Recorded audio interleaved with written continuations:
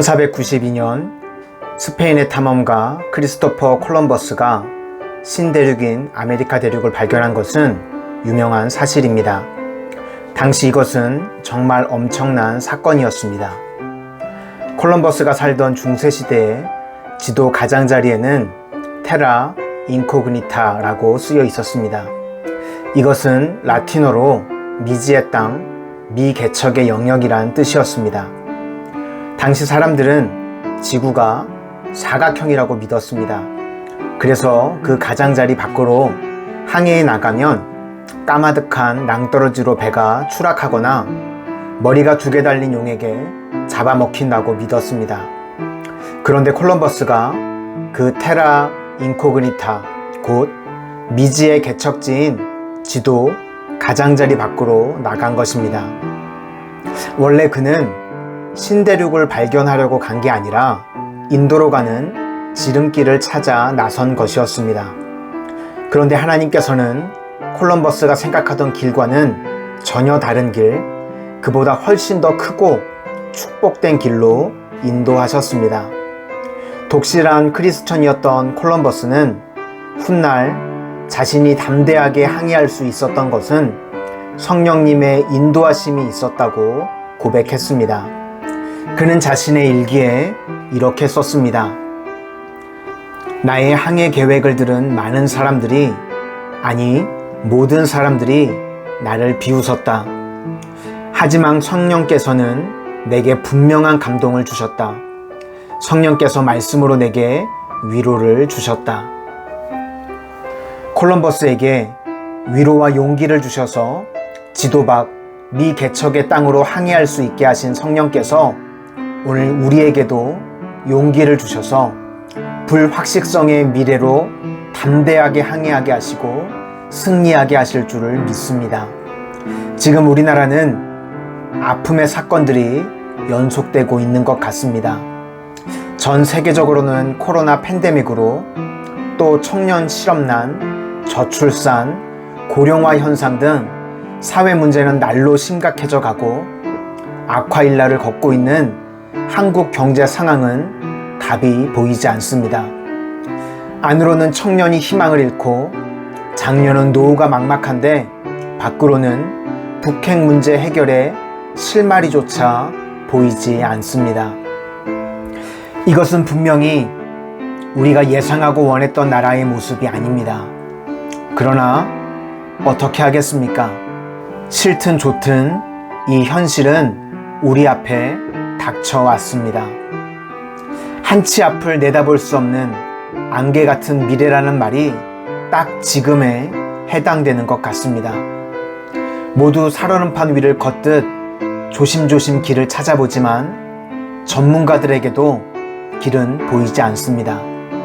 그러나 그건 우리 수준에 그렇다는 이야기이지 전능하신 하나님의 수준으로 올라가면 이야기가 달라집니다. 이사야 43장 16절 말씀에 나 여호와가 이같이 말하노라. 바다 가운데 길을, 큰 물 가운데 지름길을 내고. 여기서 바다와 큰 물은 오래전 이스라엘 백성 앞을 가로막고 있던 홍해바다를 말합니다. 우리에게는 도저히 넘을 수 없는 태산 같은 장벽입니다. 그런데 하나님께서는 그 바다 가운데로 길을 뚫어주신다고 하십니다. 사실 하나님이 수를 보시는 것은 우리가 보는 것과는 차원이 다릅니다. 아무도 가보지 않은 길이기 때문에 다들 의심하지만 믿음으로 하나님을 바라보면 놀라운 길이 보입니다. 그러니 자꾸 자기가 생각하는 해결책으로 하나님을 설득하려고 하지 말고 이렇게 기도해야 합니다. 하나님, 제가 모르는 길을 보여주십시오. 하나님의 길을 보여주십시오. 하나님이 내시는 길은 그냥 길이 아니라 지름길입니다. 하나님은 큰 물 가운데 지름길을 낸다고 하셨습니다. 비록 홍해라는 무서운 바다를 거쳐가는 길이긴 하지만 그 길이 우리가 생각할 수 있는 정상적인 경로로 가는 것보다 훨씬 빠릅니다. 바둑 1급에게는 전혀 보이지 않는 길이 프로 구단에게는 보입니다. 하나님께서 광야의 길을 낸다고 하실 때도 그렇습니다. 하나님이 만들고 인도하시는 길이 당장은 고난과 시련의 길 같고 패배의 길 같지만, 늦게 가는 길 같고 뒤처지는 길 같지만 그렇지 않습니다. 하나님을 믿고 하나님의 손을 잡고 한 걸음 한 걸음 가다 보면 폭풍이 몰아치는 그 길이 내가 생각했던 길보다 훨씬 빠른 지름길이었다는 것을 알게 됩니다. 전투에서는 몇 번 질지언정 결국 전쟁에서는 승리하게 됩니다. 폭풍의 길이라고 해서 반드시 더디가는 길이 아닙니다. 최후의 승리는 반드시 우리의 것입니다. 하나님의 수가 높기 때문입니다. 이사야 55장 9절 말씀에 이는 하늘이 땅보다 높음같이 내 길은 너희의 길보다 높으며 내 생각은 너희의 생각보다 높음이니라 라고 말씀하셨습니다. 그래서 인생을 하나님의 시각으로 봐야 합니다. 요셉을 생각해 보십시오. 요셉은 어린 나이에 이집트의 노예로 팔려가면서 인생의 모든 꿈을 포기했을 것입니다. 그대로 자랐더라면 팔레스타인의 부잣집 아들로 귀여움을 받으며 그 동네 유지가 되어 잘 살았을 텐데 그 꿈이 10대 때 산산조각 나버렸습니다. 그 당시 한 번 노예로 팔려가면 평생 노예였습니다. 상식적으로 풀려날 길이 없었습니다. 행복한 삶을 살 소망이 모두 끊어졌습니다. 고향 땅으로 돌아가 아버지와 가족들을 다시 만나리라는 희망도 사라졌습니다. 보디발의 집으로 팔려가 그곳에서는 형편이 좀 나아지나 싶더니 또 누명을 쓰고 감옥으로 끌려가 버렸습니다. 요셉은 자기 인생이 끝없이 절망으로 내려가고 있다고 생각했을 것입니다. 그러나 요셉이 내리막 길이라고 생각했던 그 길이 하나님 보시기에는 오르막 길이었습니다. 축복으로 가는 길이었고 애굽의 총리 대신이 되는 길이었습니다. 그것이 애굽과 열방을 살리는 축복의 리더십을 발휘하는 길이 될 줄 누가 알았겠습니까?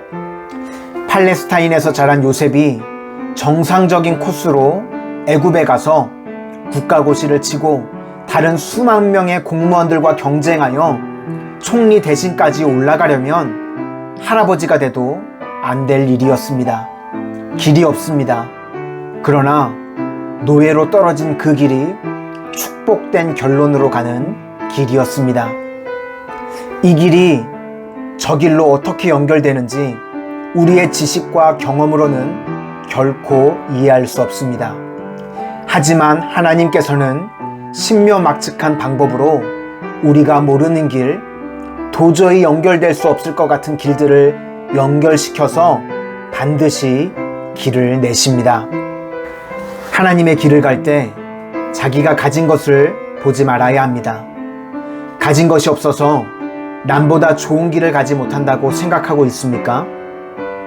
중국 알리바바 그룹의 창업자인 마윈 회장은 명문대를 나오지 않았고 IT 분야를 전공하지도 않았습니다. 가난한 집에서 자란 평범한 영어 강사였습니다. 그런 그가 창업 15년 만에 중국을 넘어 세계를 집어삼켰습니다. 그가 스탠포드 대학에서 강의를 할 때 아주 재미있는 말을 했습니다. 자신의 성공 비결은 돈, 기술, 계획, 이 세 가지가 없었기 때문이라는 것입니다. 돈이 없으니 돈으로 해결할 수 있는 문제들을 치열하게 고민해서 아이디어와 노력으로 해결해야 했고, 기술이 없으니 능력 있는 기술자를 존중하고 우대했다는 것입니다. 또 계획이 없었기 때문에 변화하는 시장에 아주 발빠르게 대처할 수 있는 유연성을 갖출 수 있었다고 합니다. 가진 것이 없다고 우리의 길이 막히는 것이 아닙니다. 하나님은 빈털터리 난민에 불과했던 이스라엘 백성을 적과 꿀이 흐르는 가나안 땅으로 인도하셨습니다. 도망자 신세로 집을 떠났던 야곱이 하나님의 약속을 받고 하나님의 길을 가자 20년 뒤에 엄청난 부를 이루고 수많은 가족과 종들, 가축대를 이끌고 돌아오게 되었습니다. 가진 것이 없기 때문에 하나님이 길을 보여주십니다. 가진 것이 없기 때문에 더 겸손하게 기도하며 하나님의 인도하심을 따를 수 있고 다른 사람들을 소중히 여기며 함께 팀워크를 이루어 갈 수 있습니다. 그렇게 하나님의 말씀에 순종하며 겸손히 한 걸음씩 나아가면 지금 형편이 아무리 어려워도 하나님께서는 반드시 축복의 미러를 열어주실 것입니다. 다음으로 하나님이 내시는 길은 거룩한 길입니다. 이사야서 43장 14절과 15절 말씀에 거룩한 여호와라는 말씀이 계속해서 나옵니다. 하나님이 거룩하시기 때문에 하나님이 그 백성을 위해 내시는 길 또한 거룩한 길입니다. 이사야서 35장에 이런 말씀이 있습니다. 거기에 대로가 있어 그 길을 거룩한 길이라 일컫는 바 되리니 깨끗하지 못한 자는 지나가지 못하겠고 오직 구속함을 입은 자들을 위하여 있게 될 것이라. 우매한 행위는 그 길로 다니지 못할 것이며, 그 길을 거룩한 길이라고 일컫는다고 했습니다. 그 길은 거룩한 자, 곧 예수 그리스도의 보혈로 거룩함을 입은 자만이 걸어갈 수 있는 길입니다. 회개하지 않은 자, 거듭나지 않은 자는 결코 걸어갈 수 없는 길입니다. 이 길은 세상의 길과 차별된 길이기 때문입니다. 세상 사람들은 하나님의 사람들이 가는 길을 전혀 이해하지 못합니다. 아니, 어떻게 술, 담배를 안 하고 살지? 어떻게 황금 연휴에 자기 돈까지 쓰면서 선교를 가지? 놀아야 할 주말에 어떻게 교회에 가서 예배를 드리지? 어떻게 원수를 사랑하지? 그것은 그 길이 거룩한 자만이 갈 수 있는 거룩한 길이기 때문입니다. 성령의 눈으로 보지 않고는 이해할 수 없는 것이 당연합니다. 우리는 이제 세상 사람들과 가는 길이 다릅니다. 하나님의 길을 갈 때 하나님께서 우리 앞에 방해물들을 치워주십니다. 이사야 35장 9절 말씀에 거기에는 사자가 없고 사나운 짐승이 그리로 올라가지 아니하므로 그것을 만나지 못하겠고 오직 구속함을 받은 자만 그리로 행할 것이며, 이 말씀은 고난에서 아예 열애시켜 준다기보다 주님이 함께 계시면서 고난보다 더 큰 은혜로 보호해 주신다는 뜻이기도 합니다. 오직 하나님의 은혜로 구속받은 사람들은 이 길을 가면서 모든 원수 마귀의 공격에서 특별한 보호하심을 받을 것입니다. 그래서 하나님이 인도하시는 길은 안전한 길입니다. 바다 한가운데로 길이 났다고 하면 많은 사람들이 그 길을 불안하고 위험하다고 생각할 수 있습니다. 멀쩡한 다리도 무너지는데 바닷속 길이라니 왜 불안하지 않겠습니까? 그러나 하나님이 홍해 한가운데로 낸 그 길은 안전한 길이었습니다. 출애굽기 14장을 보면 밤새 동풍이 불어와서 그 바닷길을 말렸다고 했습니다. 여기서 마른 땅은 습기가 없이 완전히 마른 땅을 말합니다. 이스라엘 백성은 바다가 갈라지고 바로 건넌 것이 아니라 그렇게 밤새 동풍이 불어 바닷길이 다 마른 후에야 건넜습니다. 왜 그랬을까요? 바닷가 갯벌을 걸어보면 알겠지만 거기서는 발이 푹푹 빠져 몇 걸음 옮기기도 쉽지 않습니다. 그런 땅을 건넜다면 이스라엘 백성은 거기서 다 발이 묶였을 것입니다. 그러나 하나님의 바람이 바닷길을 단단하게 말려서 사람들이 걸어가기에 안전한 길을 만들었습니다. 하나님께서는 바다를 가르셨을 뿐 아니라 그렇게 드러난 땅을 수백만 명이 건너도 문제없을 정도로 마르고 단단한 길로 바꿔주셨던 것입니다. 그래서 홍해 가운데로 난 길은 겉보기엔 불안하지만 아주 단단하고 튼튼한 길이었습니다. 하나님의 길이 그렇습니다.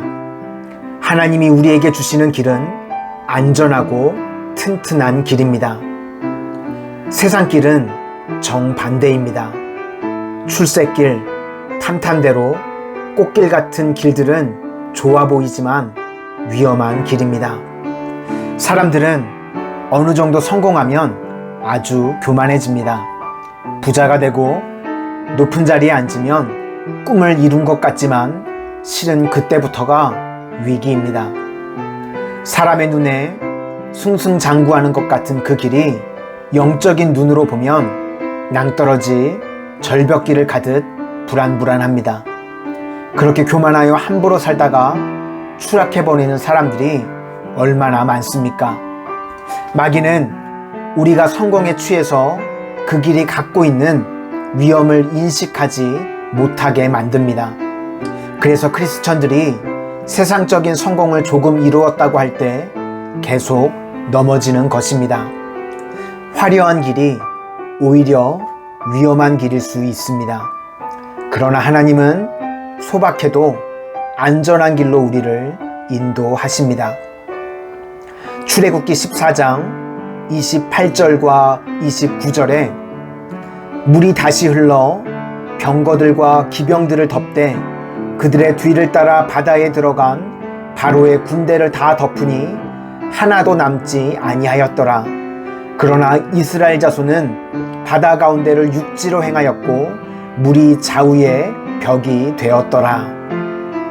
물이 그들의 좌우에 벽이 되었다고 했는데 여기서 벽으로 번역된 히브리어 호마는 동네의 담 같은 작은 벽이 아니라 큰 도시의 성벽 같은 거대한 벽을 말합니다. 그러므로 이스라엘 백성이 건넜던 홍해바다는 옅은 바다가 아니라 거대한 도시 성벽 높이 이상의 크고 깊은 바다였던 것입니다. 그 바닷물이 거대한 벽을 이루고 있었습니다. 추격해오는 애굽 전차대를 몰살시킨 죽음의 물이었지만 이스라엘 백성에게는 물 한 방울 묻히지 못했습니다. 그저 거대한 벽이 되어 옆으로 흘렀습니다. 물이 어디로 간 게 아닙니다. 하나님의 보호하시는 손길에 막혀서 이스라엘 백성을 건드리지 못하고 옆으로 지나갈 뿐입니다. 그 물이 애굽 군대에게는 죽음의 칼이 되었는데 말입니다. 우리 역시 하나님의 보호하심이 없다면 그 물에 죽고 말 것입니다. 우리도 세상 사람과 똑같은 대한민국에 살고 있습니다. 청년 실업의 비바람, 불경기의 비바람이 우리에게라고도 안 올 리 없습니다.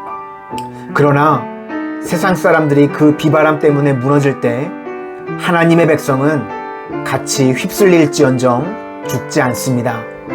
하나님의 벽이 우리를 지키고 있기 때문입니다. 홍해 바닷물이 불경기와 고난의 바다가 계속 우리를 덮쳐오지만 보혈의 손길이 우리를 보호하고 있습니다. 그래서 우리는 그 속으로 길을 뚫고 갈 수 있는 것입니다. 사람의 눈으로 볼 수 없는 하나님의 길, 가장 빠르고 가장 안전한 그 길을 걷는 우리 모두가 되기를 소망합니다.